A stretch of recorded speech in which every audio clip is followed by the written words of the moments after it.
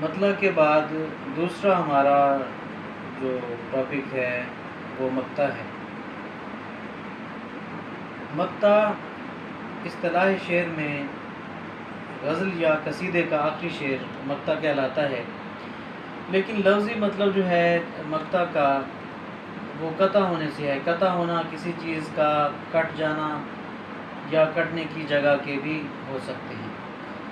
تو مجموعی طور پر اصطلاح شعر میں مقطع غزل یا قصیدے کا آخری شعر کہلاتا ہے، اور اس میں شاعر اپنا تخلص استعمال کرتا ہے، اور تخلص کے علاوہ جو قافیہ ردیف غزل کے پہلے شعر میں جس طرح آتا ہے مطلع میں آتا ہے، اسی طرح مقطع میں بھی جو ہے وہ دوسرے مصرع میں وہ ردیف وہ قافیہ جو ہے وہ موجود ہوتا ہے۔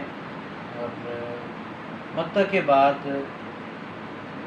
اس کی تعریف اور توضیح، اس کی جو وضاحت ہے، اس کے بعد اس کی ایک مثال دیکھیں۔